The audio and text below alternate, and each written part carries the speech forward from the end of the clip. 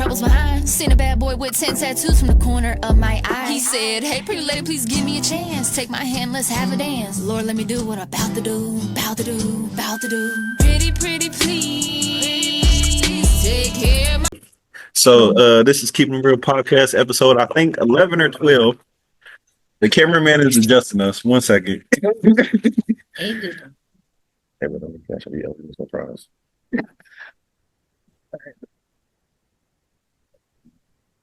Okay, I think you got us, brother. I got you. Yep. This is episode 11 or 12. Today we have the amazing, philanthropical, musical Peach. Yes, sir. VIP Peach here with us. VIP. How you doing today? I'm doing great. How are y'all? I'm good. Can't complain. I'm Sergio. This is my boy D, two-time D. Hi. This is I'm Christine. And Hi. I'll just start off slow with it. How's everybody's week gone so far? Solid. Work is smooth. Training is smooth. Working smooth, training. Good. Start a new job. Start a new job. Where you started? I'm not telling, but it's a new grooming job. I don't want to get fired again. No, I feel it. You said grilling? Grooming, dog grooming. Oh, you know what? We might have to talk then because I got 4 dogs. Hey, bring them to me. All right. They're a little rough. So just to start off, could you just tell us like where you from, how you grew up, what you were like as a kid, parents, stuff like that? It's Baby Peach. I grew up in Cincinnati, Ohio. Born and raised in the Clifton Heights area / like Mount Auburn, downtown. Like that's pretty much was my stomping grounds growing up. I was the only child of my dad. I grew up with my dad. My dad had custody of me, so my house was like the neighborhood house. All the kids were always at my house, like jumping on trampoline and playing a game, and we were just like always in the streets running around back then. So, shout out to all my neighborhood friends. And what else? And well, you talked about your dad, a little bit about your upbringing. What were you like as a child though, Baby Peach? What was Baby Peach like? What did she like to do? And then we'll start getting into what makes you portion of it. I was a tomboy as a younger girl. I was always running around barefoot, riding bikes, catching frogs and salamanders, and I really liked animals back then. My dad bred dogs, so I grew up just like always around dogs and animals. And I had a lot of friends. Like I was always a social kid. I was always throwing parties. Like I said, my house was always a neighborhood house, so I just always had a gang of kids over here. And my dad just let me throw parties every year. I had a great birthday party every year, which I think is how I manifested becoming like throwing concerts and organizing events. It's just I've always just been getting people together and organizing people. That's good. That's cool. So, is that where you found your love of like doing the things that you do? So I know like you do like activist stuff, you do music and everything. From that upbringing, that kind of molded you into what you are now. Okay. Yeah, it had a lot to do with it. Like hindsight, like I didn't really realize it until it came to fruition. Like it all made sense looking back on it. Like, duh, of course, like you were always doing party speeches. Like it makes sense now. And like with the activism, like my activism stemmed from my neighborhood friends getting arrested at a young age. When I was 13, all the people that were here at my house every day, I consider my brothers. I didn't have any like biological that I grew up with, but they were here every day. And one day I woke up and most like 4 or 5 of them had gotten arrested and were gone for like 17 years of my life. And it really just made me mad that the justice system had taken them away from me at such a young age. I kept in contact with them throughout my life. and trying to help them out of the situation when they got out. So that kind of stemmed from that. And then I always just was involved in protests for Black Lives Matter, for Poor People's Army, and just trying to fight back against poverty. And it's always just been passionate about that and trying to help the Black community and marginalized communities. Good. That's good. That's a lot, and that's like really impressive. I like that a lot, actually. So, how did you get started?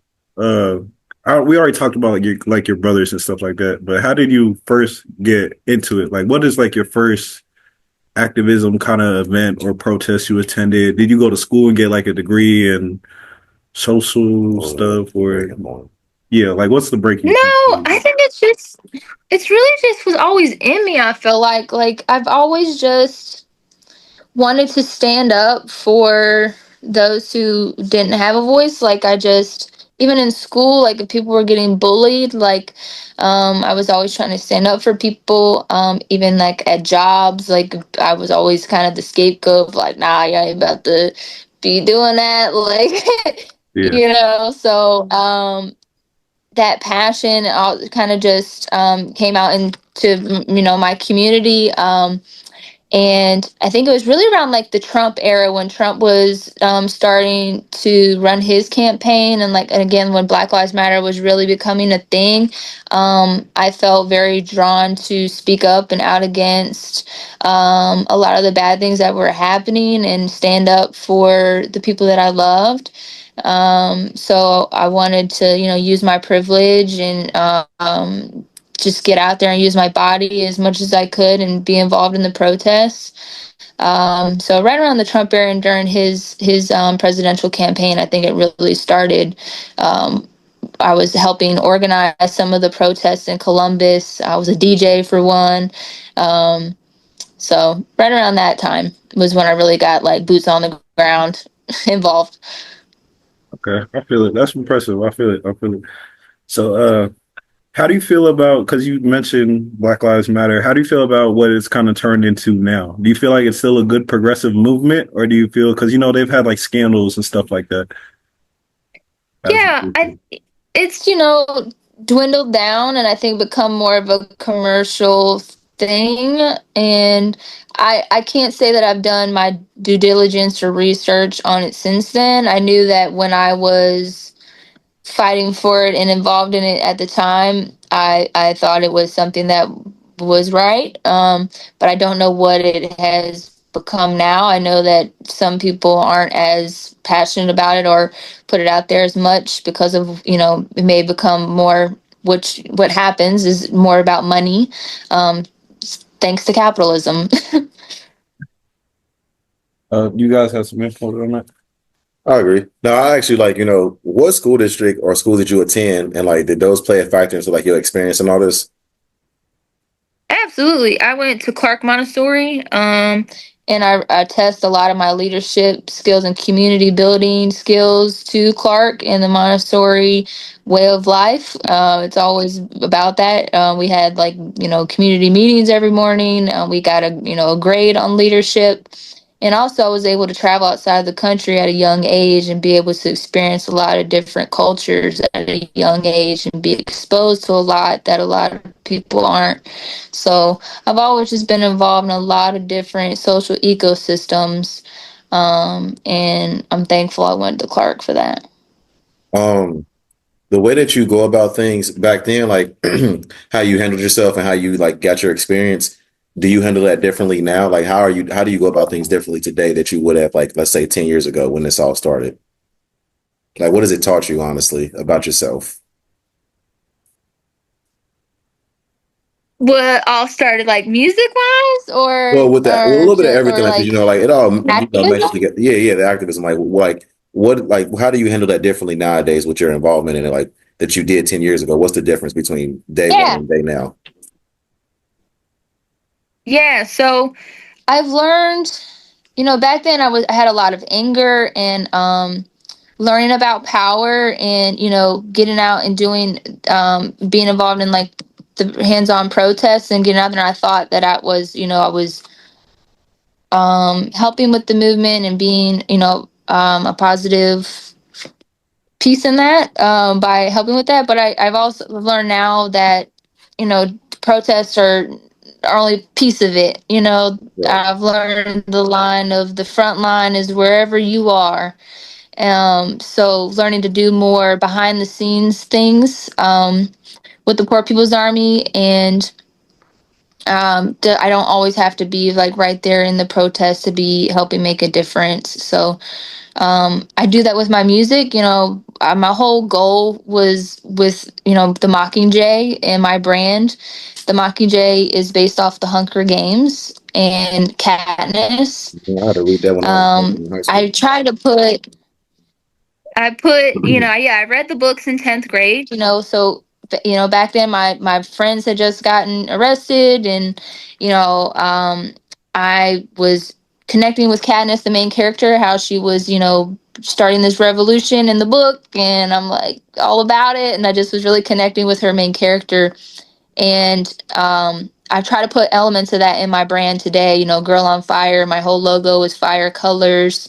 I made the song and video The Mockingjay because my goal when I started, making music and putting stuff out there was to inspire other people.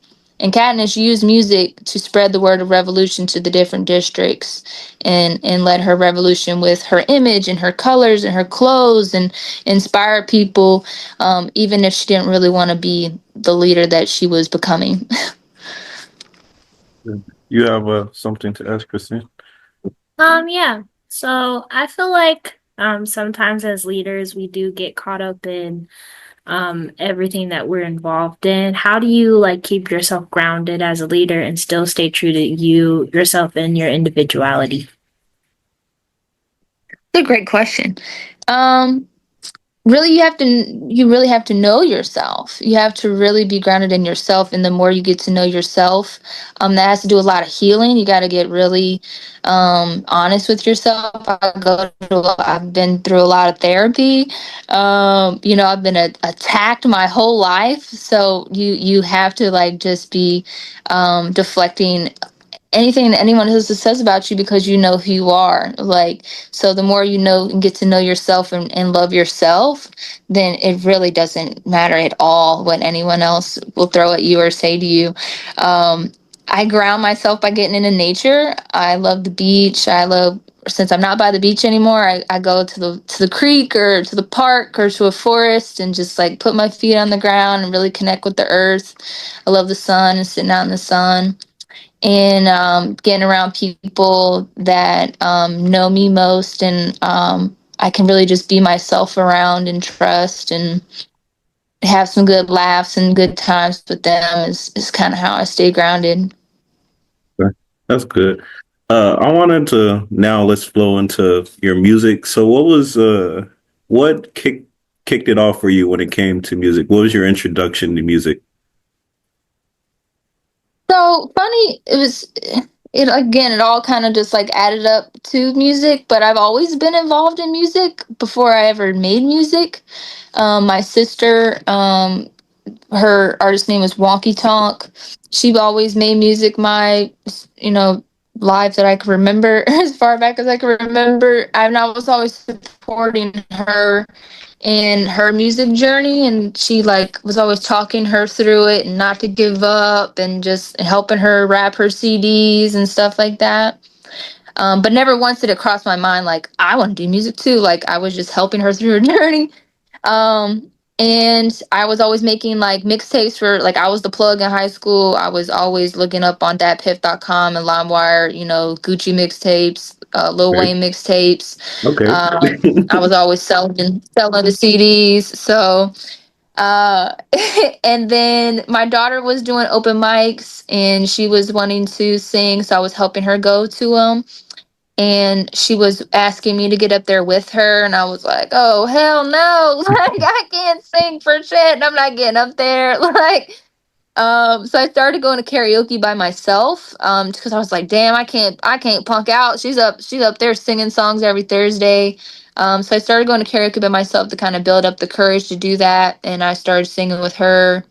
um And then my boyfriend at the time wanted to be a rapper, and I was like helping him like do his stuff, and then he decided he didn't want to do it anymore, and I wanted to learn how to write a song because of that. So, Yeah. and I was already Peaches, like all that, I was already Peach. I'd already built the Peach brand. I was already modeling and everything, and I was like, you know what? It all I went need a together. fucking theme song. I'm about to make a theme song. Yeah. So it just all the pieces just like went together. Yeah. That's cool. That's cool. So, what would you say was the biggest thing you've done in music so far when it came to that? What would be like your big breakthrough kind of song or a song you would tell people, hey, check this out. This is me, VIP Peach. Yeah. I've had a lot of big moments. The ones that kind of stick out to me in like the different songs. Baddest in the City for whatever reason is a favorite. Which is just ironic to me, and it's funny because it was really just supposed to be like a like fuck you to the city almost. Like I was so mad at the city at the time, like, and I was kind of just trolling when I made Yeah. it. So the fact that people really like it is like the cherry on top for me. But so I sing Baddest in the City a lot. Better Days is always a good one that people like. That really, it's more my inspirational kind of a song. Yeah. Um, and then as far as like big moments, I mean, bringing Twisted to the city will always be a highlight for me. I'm always be super proud of how I cultivated all that on my own money, my own time. It took a year to build rapport with him to build trust Real hustler. uh, and getting all those people there and just hiring and doing it all myself. Yeah. Yeah. That's But good. Plies, I got Plies to post my song on his Instagram and Twitter. Yeah. I saw that Um, too. That was turned. That was turned. yeah, I remixed his song. I'm a fucking mad genius, bro. Like people really need to study how I'm able to get people's attention because I was able to get Plies' attention by just remixing his song and I recorded with his engineer in Florida. And did that. I got OG's Booby Black in my closet. Yeah. Recorded a free feature during the time that Kevin Gates was in town for a concert. Got his attention. PD Pablo paid me for a show when I opened up for him. Got his attention. Yeah. So those are a couple Self-made. couple of my highlights. Yeah. And those were some impressive highlights. I feel For it. sure. Yeah. And now you're EBK Peach because you did the same. So I feel it. Let's talk about that a little bit. How good you are at what it seems to be marketing yourself. What is your strategy? Like what do you do to get all these different celebrities and artists' attention that separates you from everybody else? Well, what I noticed and learned as I interacted more every time I was in the same room and get in the same room with these people is that they all acknowledge and appreciate hard work. You can be as talented as you want or whatever, but if you're not putting in the work, then they're not going to really acknowledge it. So I think they see when I'm, tagging them in things or the more people that I'm getting to be involved, and just see how consistent I am that they acknowledge that. So and I'm a good pattern recognizer. I mean I'll be plotting like this, like just with the mailman thing. Like I just recently got the mailman to sing my fucking song on stage. Like Yeah. I plotted that for like 7 months. Like it really. I think people be thinking I just like no, like this is some like plotting shit that I be putting out like way back. Okay, I gotta get this person, that person, and I gotta do this, and this, and I just follow through with it. It's really about the follow through Yeah. and doing the work. So all the things that I've done were master plans and recognizing patterns and just really studying online different things. Okay. Okay. So would you say you believe in the algorithm too then, or you think it's just purely hard work and muscle when it comes to it? I hate the algorithm. I hate it so much. In the beginning, I took a lot, I paid for a lot of seminars and like really studied it. And, that it is a thing. And now I've kind of slacked off in the more sense I just become the algorithm, which really I've always kind of done. It honestly is just, you know what, fuck that algorithm. I'm just going to put out what I'm putting out as much as possible. And to the fact where I'm in people's dreams. Yeah. Like, and that's literally people be messaging me like, "You're in my dream last night." I was like, "It's because I was posting 5,000 times a day yesterday." I feel it. That's what's up. That's what's up. Y'all got some more to add on to it? Because then after we get done with the music, I kind of want to talk about the modeling and your look. Because your Okay. aesthetic is Yeah. something. Yeah, we can head it up then. Y'all want to Yeah. handle Yeah, that? we can do Okay, it. so how do you start off modeling, and then how do we get here when it comes to your look? Wait. Before we answer that, So I is start. this a tattoo right here on the forehead? Yeah. Okay, That's okay. all real. I They're just all. wanted to confirm. You know what I'm saying? I Mhm. feel that. Yeah, that's probably one of the number one questions I get is like, "Is your forehead real?" But yeah, I thought it was it's a real. tiara at first, but on the camera, but I couldn't confirm. You know, so Well, this isn't real. That's just a little charm, but the that's real. I 21. But okay, modeling. I started modeling 6 years ago. When I my first shoot I ever really did professionally was a boudoir photo shoot for my ex-husband.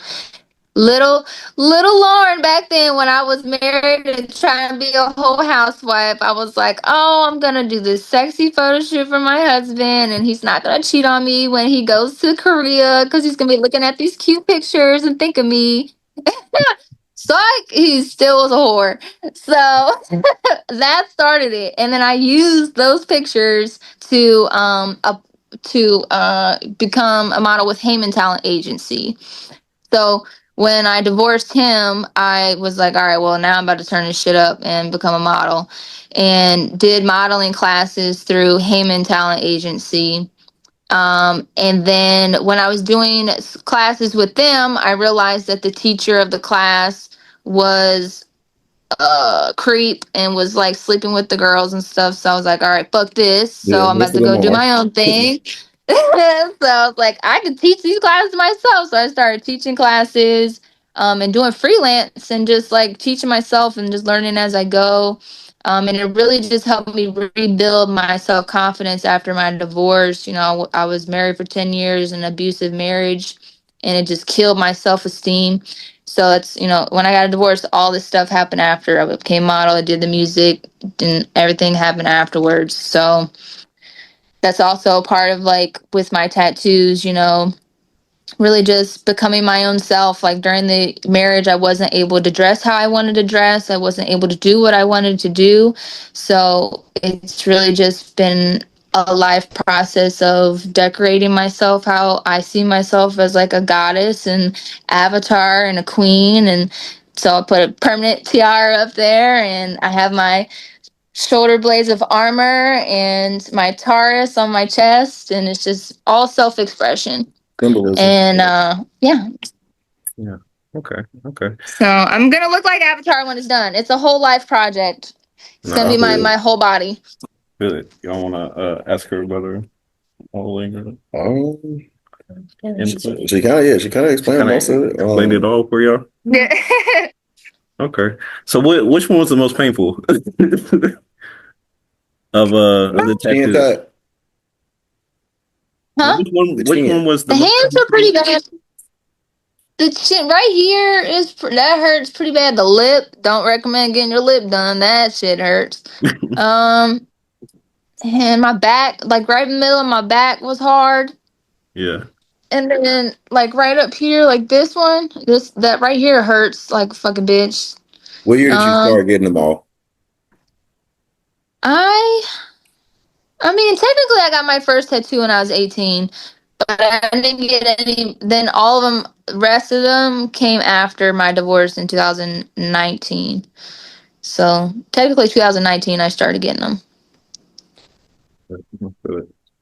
Um, what would you say to a woman that was in your position like that, stuck in a abusive marriage, and say that they wanted to make it work? Because people always want to see that connection through.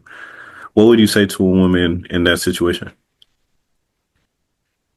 Yeah, well, I made a whole podcast before, I did music. That was the goal, was just to get out as much information to help unlock people's brains that are in that situation, because that's honestly what helped me escape. Was I had heard a podcast, and I really related to it. And it's really about the more knowledge you have, because you're literally brainwashed. It is Stockholm syndrome when you're in an abusive relationship. You don't even know you're being abused. Like, you think this is love. Like, he never actually punched me in my face, but he choked me and he held me down, or things like that, that normal society doesn't think of as abuse, because he didn't punch you in your face.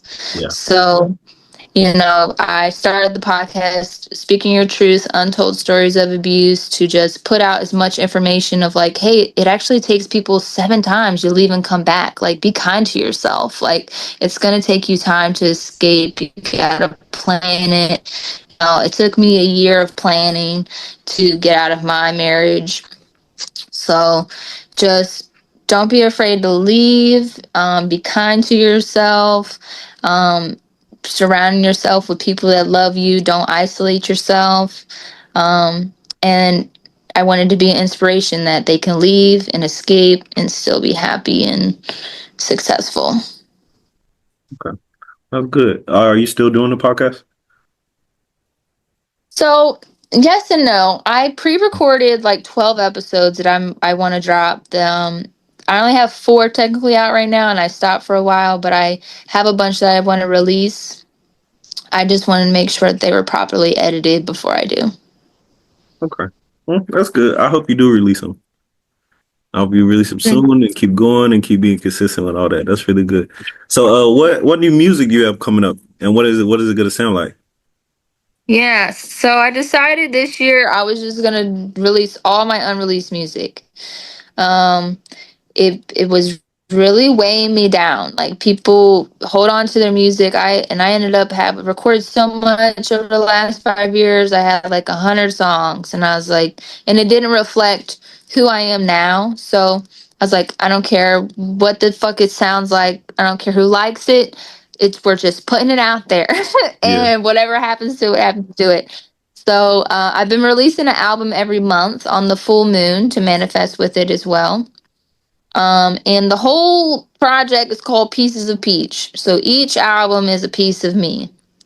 And I've made so many different kinds of music that I just have kind of grouped them all together, like provocative peach, peaches and friends, rave peach, because we got a little EDM in there, and, country peach, and just, yeah. So my next one is provocative peach, and it's about 12 Right, we'll different make the whole songs alphabet, on there.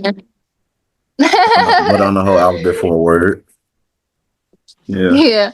that's So cool. it's coming out on my birthday, When your May birthday? 9th. May 9th. Okay, so Good night. May 9th. You're a Taurus? Yeah. I'm a Taurus, big Taurus gang. Gemini Okay. gang. I'm a Virgo. And my daughter's Gemini. All She must be a right, good Virgo. person. Yeah. You She's feel like alright. Sometimes. No, that? she's over here staring at me because she's hungry. Do you feel like that has any bearing over your life, or what do you feel has like bearing over your life? What guides you? Definitely my daughter. I mean, that's 90% of what I do and which direction I go or choose is what's best for my daughter. Um, and speaking of my daughter, the spaghetti's right there and the veggies right there. So you're just gonna take that fork and put it in a bowl, bro. How old is she? Huh? How old is she? She's 10, Okay, so okay. and she can feed herself. Yeah. Me, I'm a father I think myself. I'm a father yes. myself. He's 3 years old. How do you feel like having a daughter has changed you? Because I know when I had my son, it made me like instantly responsible. So Yeah, I mean, my daughter changed my life. She was born with a birth defect called gastroschisis. And it was just like a whole traumatic experience, even like bringing her into the world. Yeah. And she was born with all her intestines outside of her body. So I already felt like a super strong connection with her. And then ultimately she was like, or the reason why I left my marriage, was like, I just kind of was laying in bed one day and was like, man, what am I going to do when my daughter comes to me and she tells me that this guy is doing X, Y, and Z to her? And what am I supposed to tell her? Like, so, yeah, she was, I just had, that was my aha moment. And, I just really wanted to like show her and be an example that she deserves better. yeah, yeah. That's good. That's good. Well, I'm proud of you for doing that. But it's hard as hell being a single mom. Let me tell you what, and doing this music shit. Yeah, Like, it ain't it's easy for super y'all, hard. man. Oh my God. It's just, yeah. And everything costs, babysitters, we're at a different disadvantage having to navigate it while raising a child by herself. No, I feel it. Where are you going, Hope? Stretch. Oh, he's stretching real quick. I'm sorry. And then our resident YN, Christine, she just went to eat some fries real quick. We filmed another episode in person with a different artist. I wish you could have came here today. That would have been really good. But we'll make sure to get Yeah. a episode with you in together soon. Yo, on the meeting. So I'll cut that small bit out and we'll. So Yeah. to wrap up, Peach, you have anything you'd like to shout out? Anything you got going on you want everybody to know about? And also give us some dates for the music so we can all tap in and see what's going on. Yes, for sure. Yeah, I am got a couple performances coming up. I'm performing May 23rd at the Madison Theater for Trey G. I'm performing for Hope Fest in Plainfield, Ohio, May 24th. And then Springfield, July 5th for DC King, and in Dayton, July 19th for Zombie Prom and Ariana Holiday.